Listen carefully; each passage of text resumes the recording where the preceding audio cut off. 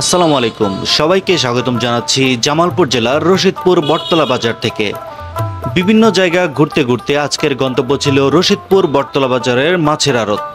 জামালপুর সদর উপজেলার 15 নং রশিদপুর ইউনিয়নে এই বাজার অবস্থিত। বেশ দূর দূরান্ত থেকে এই মাছের আড়ত থেকে মাছ বিক্রেতারা ভোর হবার সাথে সাথেই মাছ কিনে নিয়ে যান বিক্রির উদ্দেশ্যে। আমরাও ভোরবেলাতে হাজির হলাম, তবে মাছ কিনতে নয়, একটু আপনাদেরকে দেখাতে। এই মাছের বাজারে যেখানে শুধু পাইকারিভাবে মাছ বিক্রি হয় সেই বাজারটা দেখাতে।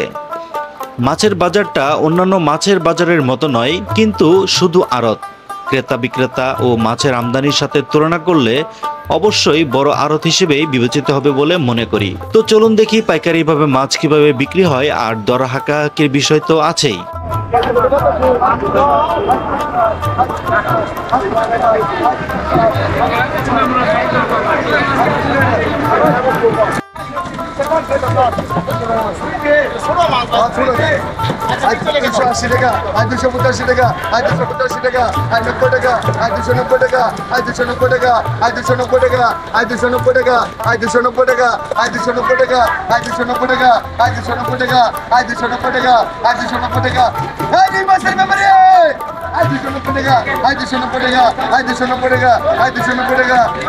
মাছের যে আড়তদার আছে উনি একটা রেটে এই মাছটা কিনে এনেছেন। কিনে আনার পর একটা নির্দিষ্ট ফিক্স রেট থেকে শুরু হয় দর হাঁকাহাকি। যে সবচেয়ে বেশি দাম বলবে তার কাছেই মাছটি বিক্রি করে দেওয়া হবে, কিংবা তাদের যখন পোষাবে যে এই দামে বিক্রি করা সম্ভব তখনই মাছগুলি বিক্রি করে দেওয়া হয়।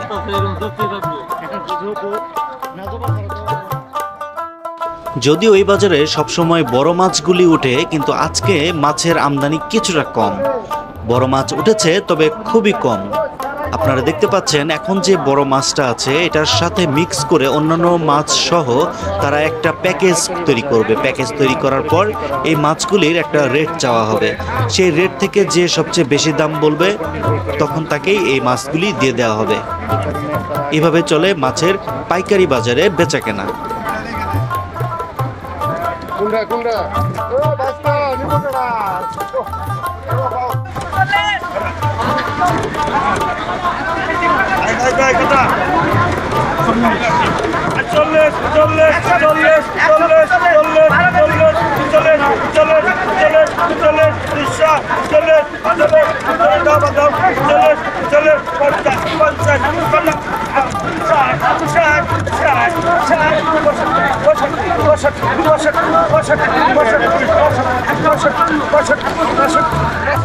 এখন যে রুই মাছগুলি দেখতে পাচ্ছেন এই রুই মাছগুলি আড়ত থেকে দাম ধরে দেওয়া হয়েছে 240 টাকা। এর উপরে যত বিক্রি করা সম্ভব সেটাতে তারা বিক্রি করার চেষ্টা করবে।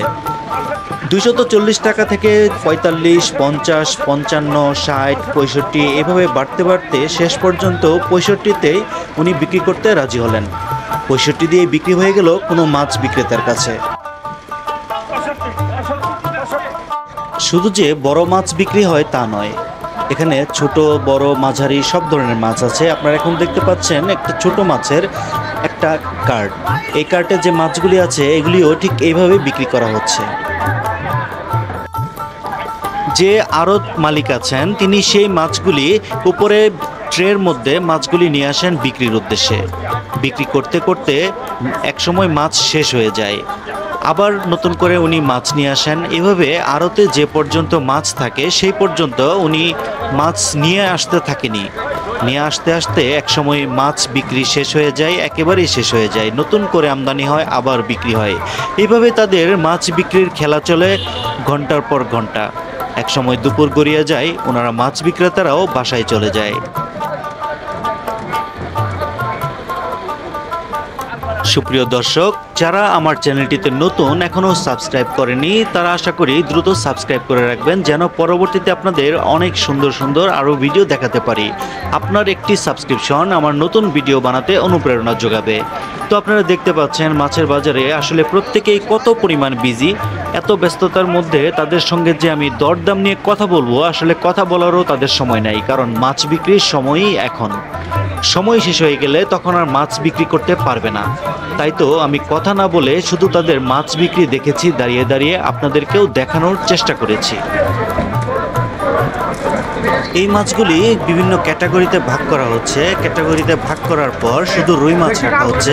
রুই মাছ রাখার পর এই রুই মাছগুলিও দাম চাওয়া হবে, তারপর যে সবচেয়ে বেশি দাম করবে সেই দামে বিক্রি করে দেওয়া হবে।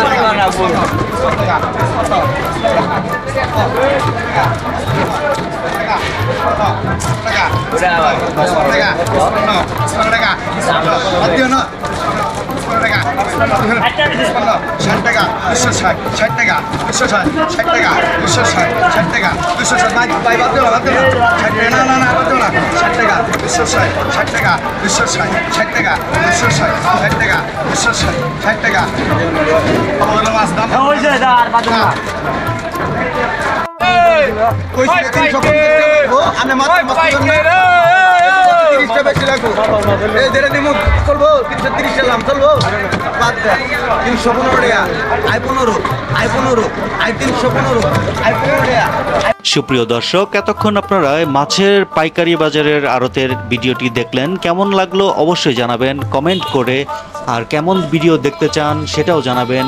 আবার দেখা হবে অন্য কোনো ভিডিওতে, অন্য কোনো জায়গায়, অন্য কোনো বিষয়ে। ধন্যবাদ সবাইকে, ভালো থাকবেন।